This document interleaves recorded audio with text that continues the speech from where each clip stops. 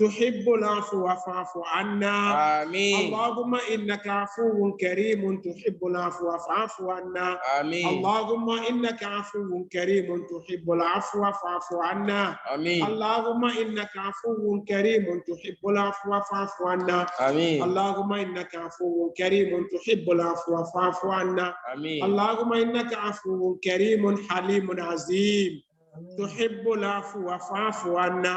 آمين. اللهم إنك عفو كريم حليم عظيم تحب العفو فاعف عنا. آمين. اللهم إنك عفو كريم حليم عظيم تحب العفو فاعف عنا. آمين. اللهم إنك عفو كريم حليم عظيم تحب العفو فاعف عنا. آمين. اللهم عافنا فاعف عنا.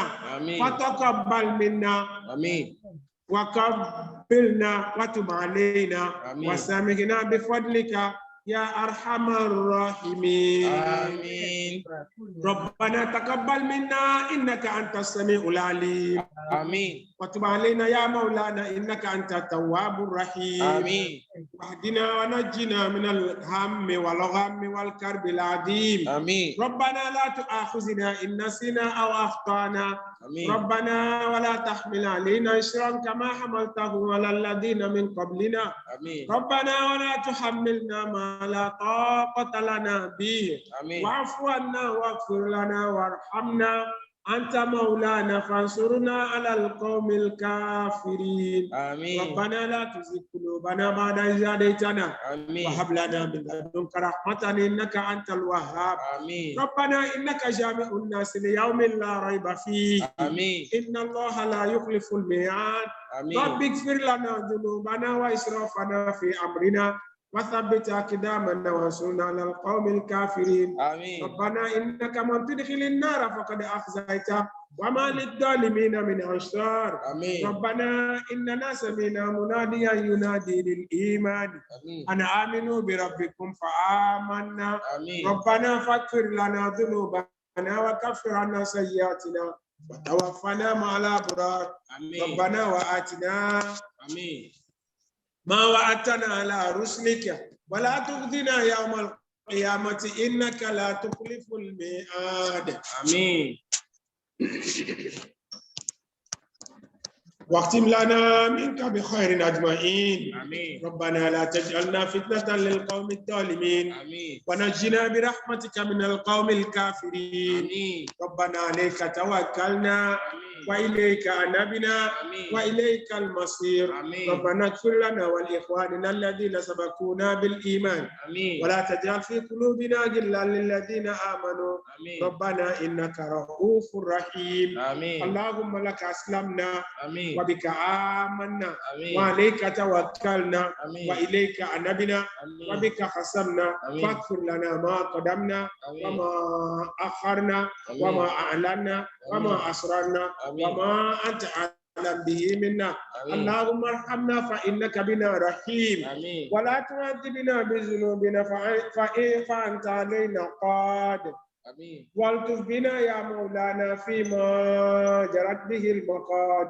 آمين. وختم لنا منك بخير أجمعين. آمين. اللهم اختم لنا منك بخاتمة السعادة أجمعين. آمين. سبحان ربك رب العزة عما يصفون وسلام على المرسلين والحمد لله رب العالمين. الفاتحة. بسم الله الرحمن الرحيم. الحمد لله رب العالمين الرحمن الرحيم مالك يوم الدين. إياك نعبد وإياك نستعين. اهدنا الصراط المستقيم صراط الذين أنعمت عليهم غير المغضوب عليهم ولا الضالين. آمين. I wish all mothers over there happy Mother's Day.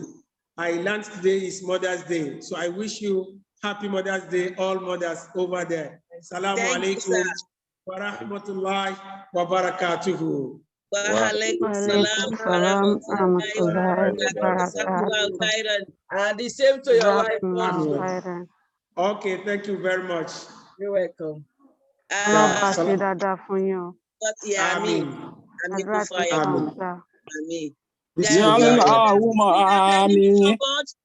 Amin. There you go. Our meal. That's our meal, I think. Okay. Allahumma amin. Allahumma amin. That's Allahumma. Assalamu alaikum wa rahmatullahi wa barakatuh. Walaikum assalam. Salam wa rahmatullahi wa barakatuh. Allahu That's galibu our mission ala. board, correction. That's a mission, our mission board, not a meal. Okay. No problem. Allahu galibu ala muri. Walakina akdara nasi la ya'lamun. Alhamdulillah, alhamdulillah, alhamdulillah, Rabbil Alameen. This is very inspirational. Thank you very much on behalf of the mission board.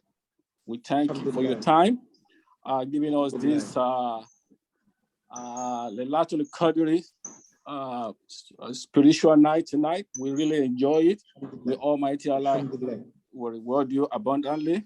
Almighty Allah continue to bless you in wisdom. Rabbi Sidney Ilimo.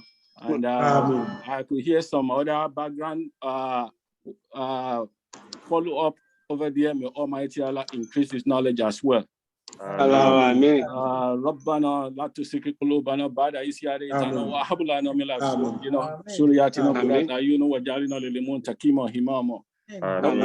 Inna dina awatana Rabbana wa la tuhammilna ma la taqata lana bihi wa'fu anna wa ghfir lana warhamna anta maulana fansurna 'alal qawmil kafirin. Al-Fatiha. Bismillahirrahmanirrahim. Alhamdulillah Rabbil Alameen. Ar-Rahmanir-Rahim. Maliki Yawmiddin. Iyyaka na'budu wa iyyaka nasta'in. Ihdina siratal mustaqim. Siratal ladzina alaihim ghayril maghdubi alaihim waladdallin. Thank you so Thank much, you. Alhaji Okoya. And our stars, we'll see you later tonight, inshallah ta'ala. And we can't wait to hear what you have more again for us, the spiritual Inshallah. lecture that we will be getting from you again. Thank you so much. I mean, Allah subhanahu wa ta'ala continue to increase your knowledge. Amen. Amen. Ladies and gentlemen, please don't forget to tune in 10 o'clock. We're having the children Kahoot again. I mean, family. This is not only children now. This is family Kahoot after the Quran recitation and the Quran presentation too. There's going to be Quran recitation and the presentation of the children. And after that, we'll do the Kahoot. Please inform the other family to please join in. We're going to have a good time and a good fun with this. Thank you so much. And may Allah answer all our prayers. Happy Mother's Day to all the mothers. Thank you. Thank you so much. Happy Mother's Day. Happy Mother's Day. All the mommy, grandma, sister. Thank you. Happy Mother's Day. Yeah, happy Mother's Day to all of you. Already Mother's Day gift. Wow. Mother's Day gift. Special lecture from Dr. Latif to the women. Special Allah lecture. ti gbọ́ gbogbo àdúrà. Amen. Amen. All right, masalam, everyone. Assalam. Salam. Alhamdulillah. Alhamdulillah.